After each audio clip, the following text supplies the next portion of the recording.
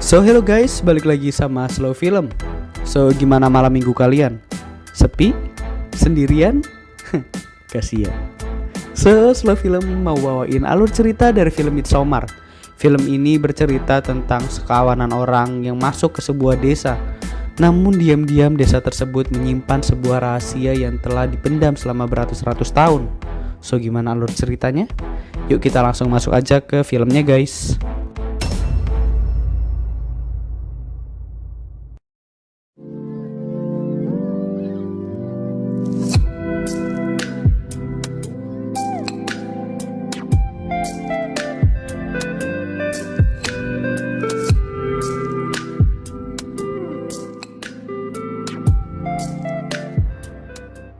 Di awal scene kita diperlihatkan seorang wanita bernama Dani yang sedang menelpon keluarganya. Ternyata Dani menelpon adiknya karena adiknya telah mengirim sebuah email aneh. Adiknya mengatakan bahwa ia dan kedua orang tuanya akan pergi. Dani yang cemas mencoba menelpon pacarnya yang bernama Chris. Chris mengingatkan Dani bahwa adiknya mengidap penyakit bipolar dan email tersebut mungkin hanya email aneh yang ditulis ketika bipolar sang adik sedang kambuh. Saat itu Chris sedang bersama ketiga temannya, yaitu Mark, Pelle, dan Josh. Mereka berempat berencana untuk pergi ke kampung halaman Pelle di Swedia untuk berlibur. Tak lama, Dani kembali menelpon Chris. Dani menangis di telepon tersebut dan mengabarkan bahwa keluarganya telah meninggal. Ternyata dua buah mobil telah dinyalakan dan knalpot dari mobil tersebut dihubungkan dengan selang sampai ke kamar orang tuanya. Sementara satu selang lain mengarah langsung ke mulut adik Dani dan membuatnya meninggal karena asap mobil. Beberapa minggu kemudian, Dani mulai merasa lebih baik. Chris mengajak Dani untuk pergi ke sebuah pesta bersama teman-temannya. Di pesta tersebut, Chris dan teman-temannya membicarakan tentang liburan mereka berempat yang akan pergi ke kampung halaman Pelle di Swedia. Saat sampai di rumah, Dani bertanya pada Chris mengapa ia tak memberitahunya perihal rencana liburan ke Swedia. Chris mengajak Dani untuk ikut liburan bersamanya dan keempat temannya. Chris ternyata juga diam-diam memiliki rencana untuk menulis tesis di Swedia. Namun ia merasa sungkan pada Josh karena Josh sudah terlebih dahulu mengambil topik tersebut. Keesokan harinya, Chris memberitahu teman-temannya bahwa Dani akan ikut liburan bersama mereka. Dani kemudian datang dan mengobrol dengan Pelle. Pelle mengatakan bahwa mereka akan ke Swedia dan ikut dalam festival di kampung halamannya. Ia juga menceritakan bahwa nanti akan ada sebuah ritual dansa yang pemenangnya akan dijadikan seorang ratu.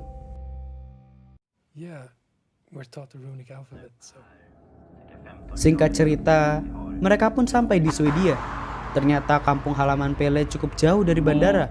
Mereka harus meneruskan perjalanan menggunakan mobil selama 4 jam. Mereka memasuki area hutan yang sepi dan terpencil dan sampai di sebuah ladang rumput luas. Di sana, mereka bertemu dengan sahabat Pelle yang bernama Ingemar. Ingemar ternyata juga membawa dua teman dari luar negeri bernama Simon dan Connie. Ingemar kemudian mengeluarkan sebungkus ganja untuk dikonsumsi bersama. Mereka semua mulai merasa pusing dan berhalusinasi. Dani merasa tangannya ditumbuhi rumput. Ia mencoba tetap sadar dan berjalan di sekitar ladang rumput. Karena delusinya yang parah, ia lari ke sebuah pondok kecil dan menyalakan sebatang korek. Namun sekilas ia melihat sesosok perempuan berdiri di belakangnya. Dani pun keluar dari pondok dan lari ke tengah hutan.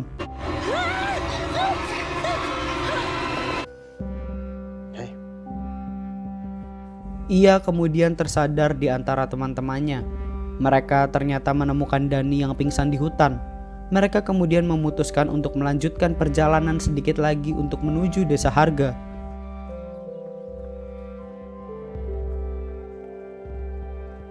Semua orang di desa Harga mengenakan baju berwarna putih yang serupa. Orang-orang dari desa tersebut juga menyambut mereka dan memberi mereka sebuah cabai kering sebagai penyambutan. Tak lama, mereka dikumpulkan dan menyaksikan upacara pembukaan festival di desa Harga. Once want of Swedish tongue. So here. Setelah upacara pembukaan selesai, pemuda desa tersebut melakukan suatu tarian dengan berpegangan tangan.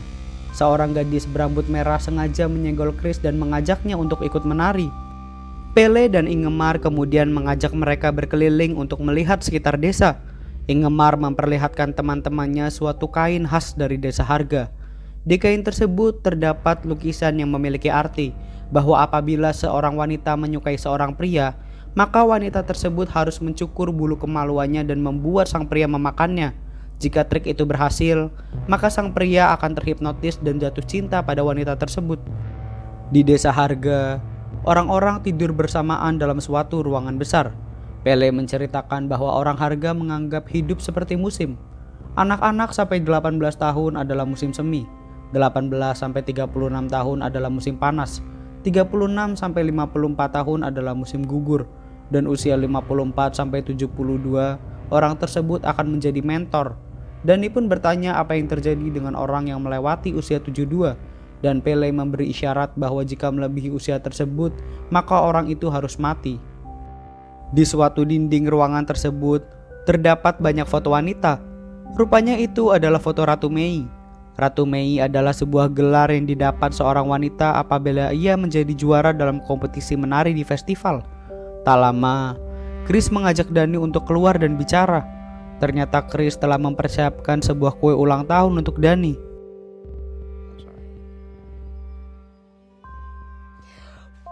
Karena waktu menunjukkan tengah malam, mereka pun menuju kasur untuk beristirahat. Pele mengingatkan mereka bahwa besok festival sesungguhnya akan dimulai dan mereka tidak boleh melewatkan upacara Antes Tupa. Keesokan harinya semua orang telah siap untuk melakukan upacara. Mereka dikumpulkan di suatu meja makan. Seorang anak laki-laki membunyikan sebuah lonceng. Kemudian datang dua orang tua dan ikut duduk bersama mereka.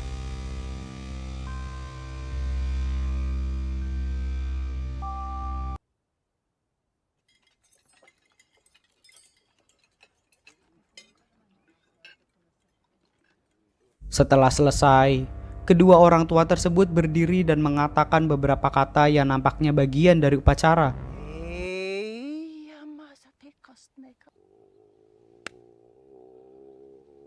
Kedua orang tersebut dibawa dengan sebuah kursi menuju sebuah tebing.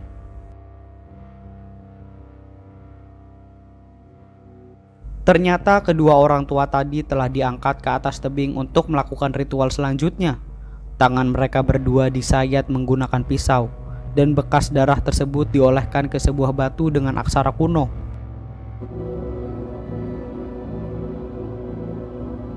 Sang wanita tua berdiri di pinggir tebing dan berteriak. Ia kemudian memandang ke bawah dan melompat dari atas tebing.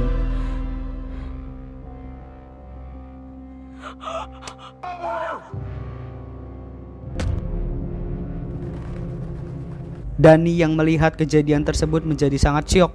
Connie dan Simon juga merasa bahwa ritual ini adalah ritual sesat. Kini giliran sang pria tua yang akan melompat dari tebing. Connie dan Simon mencoba menghentikan pria tersebut, namun sang pria tetap melompat. Namun naasnya pria tersebut belum mati. Beberapa orang kemudian mendekatinya dengan sebuah palu besar dan memukulkan palu tersebut ke kepala sang pria sampai mati.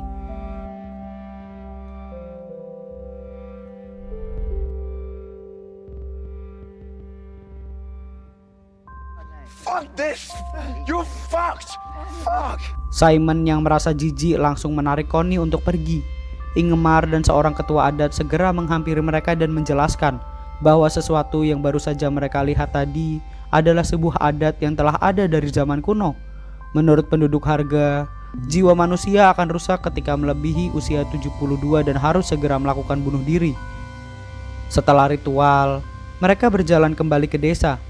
Dani yang masih merasa syok memutuskan untuk menyendiri dan menangis. Sementara itu Chris pergi menemui Josh.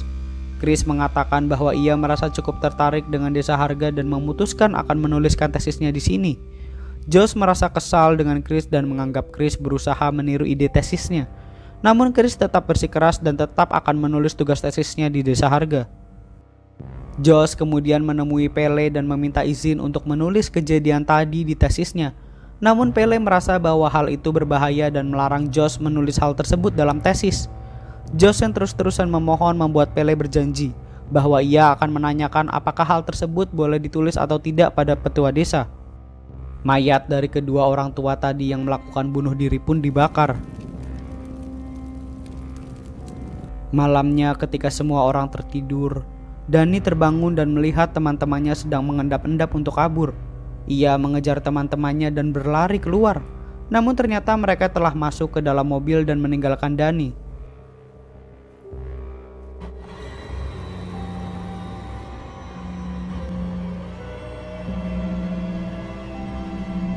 Namun ternyata peristiwa tersebut hanya mimpi.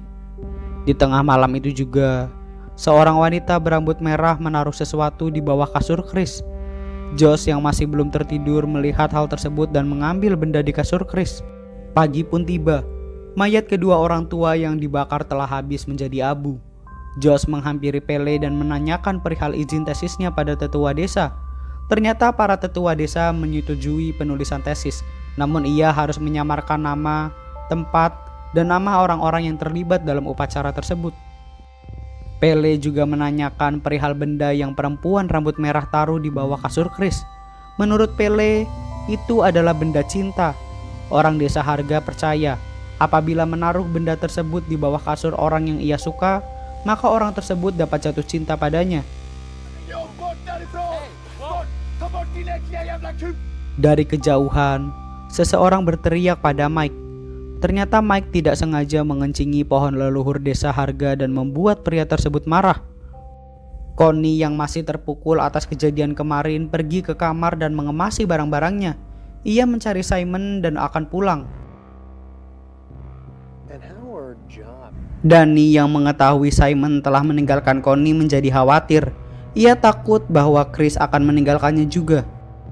Di perpustakaan, Josh sedang mempelajari kitab harga dari tetua desa. Josh bertanya apakah ia boleh memotret kitab tersebut. Namun dengan lantang sang tetua desa melarangnya. No, absolutely not. Makan malam pun tiba. Mereka duduk di kursi dan diberi hidangan sebuah kue. Dani menyadari bahwa Connie telah menghilang. Seorang penduduk desa yang mendengar percakapan mereka mengatakan bahwa ia telah mengantar Connie ke bandara untuk pulang bersama Simon. Saat sedang memakan kuenya, Chris menemukan sebuah rambut kemaluan di kuenya. Tak lama seorang perempuan menepuk pundak Mark dan mengajaknya untuk pergi ke suatu tempat. Malamnya, orang-orang kembali tertidur. Namun Josh diam-diam menyelinap ke perpustakaan. Ia diam-diam memotret kitab yang dilarang tadi. Tanpa disadari, seseorang telah berdiri di belakang Josh. Ia mengira bahwa itu adalah Mark. Namun setelah diperhatikan lebih lama, bentuk tubuh orang tersebut tidak seperti Mark. Tiba-tiba seseorang memukul kepala Josh sampai sekarat. Orang tersebut rupanya telah menguliti wajah Mark dan menggunakan topeng dari kulit wajah Mark. Keesokan paginya, semua orang berkumpul untuk sarapan. Tetua desa berdiri dan mengatakan bahwa seseorang telah mencuri kitab mereka dan ia berharap siapapun yang mencurinya untuk mengembalikannya ke perpustakaan. Tetua juga menanyai Chris tentang Josh karena Josh sebelumnya nampak tertarik dengan kitab mereka. Namun Chris dan Dani benar-benar tidak tahu di mana Josh dan Mike berada sekarang. Tetua lalu menyuruh Dani untuk berpakaian dan mengikuti adat tarian wanita harga. Sementara Chris dipanggil oleh seorang tetua bernama Steve di sebuah rumah. Sebelum mulai menari, semua peserta diberikan sebuah minuman. Mereka semua berpegangan tangan dan musik bermain. Dani mengikuti tarian tersebut dan nampak sangat senang.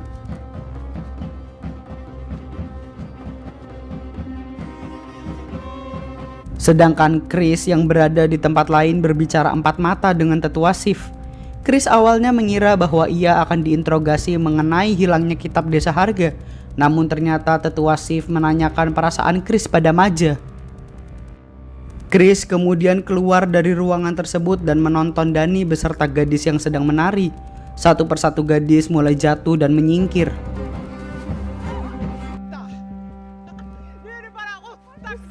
Seseorang tiba-tiba berjalan mendekati Chris dan memberinya sebuah minuman.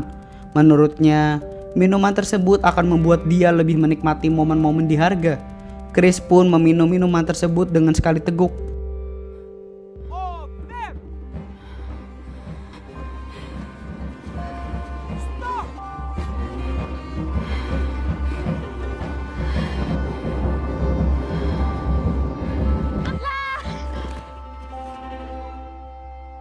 Setelah semua penari tumbang, orang-orang langsung berlari mengerubungi Dani dan memberinya sebuah mahkota. Karena menjadi orang terakhir yang tersisa, kini Dani dinobatkan sebagai Ratu Mei. Orang-orang menyalami Dani dan memberikan selamat. Ia lalu naik ke sebuah papan yang diangkat oleh beberapa orang menuju meja makan.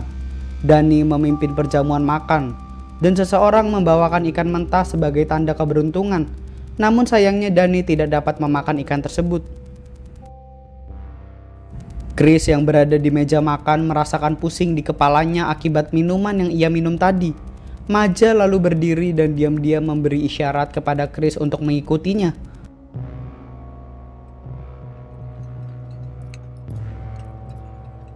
Setelah selesai makan, penduduk desa langsung membawa Dani masuk ke kereta dorong. Sudah menjadi tradisi desa Harga bahwa siapapun yang menjadi Ratu Mei akan berkeliling desa dan memberikan berkat pada tanaman. Sedangkan Chris yang masih berada di meja makan diarahkan untuk pergi ke perpustakaan. Di sana, ia diberi wewangian dan berganti pakaian.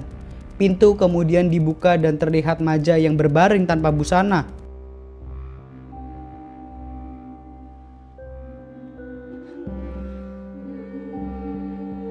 Dani ternyata telah selesai memberkati tanaman dan kembali ke desa. Ia mendengar suara desahan dari perpustakaan dan memutuskan untuk mengeceknya. Dani mengintip dari lubang kunci dan melihat Chris yang sedang melakukan hubungan badan dengan Maja.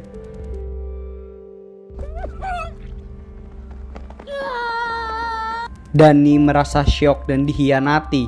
Para gadis desa segera membawa Dani ke kamar untuk menenangkannya.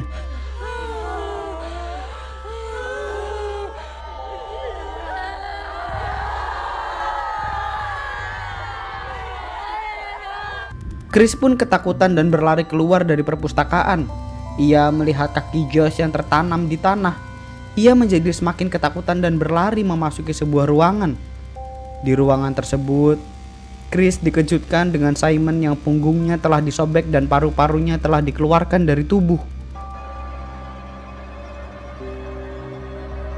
Chris berusaha untuk melihat wajah Simon, namun tiba-tiba seseorang meniupkan suatu debu yang membuat Chris pingsan. Chris terbangun di suatu upacara. Dani yang menjadi Ratu Mei didudukan di suatu kursi dengan bunga-bunga bermekaran yang menutupi seluruh tubuhnya. Ternyata tradisi belum selesai. Mereka masih harus memberikan 7 nyawa lagi yang akan dijadikan tumbal. Desa Harga telah mendapatkan Mike, Josh, Simon, Connie, dan 2 penduduk dari Desa Harga yang mengajukan diri menjadi tumbal ritual. Kini, mereka membutuhkan 1 orang lagi. Dani sebagai Ratu Mei disuruh untuk memilih apakah ia akan mengorbankan kekasihnya Chris atau seseorang secara acak dari penduduk Harga.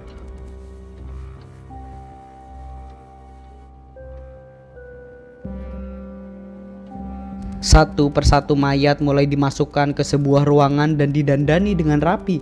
Sedangkan Chris dipakaikan baju dari beruang yang organ dalamnya telah mereka robek. Chris kemudian ditempatkan di tengah ruangan dan ritual pun dimulai. Beberapa orang mulai membakar jerami di sekitar ruangan. Api perlahan-lahan mulai membesar dan membakar Chris beserta semua orang yang berada di dalamnya.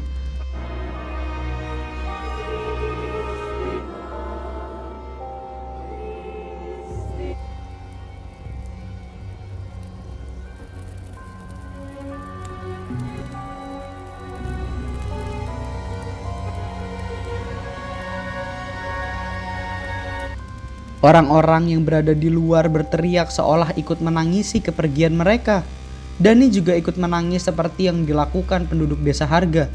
Namun setelah tangisannya selesai, Dani mulai tersenyum dan memandang ke arah api. Dan film pun berakhir.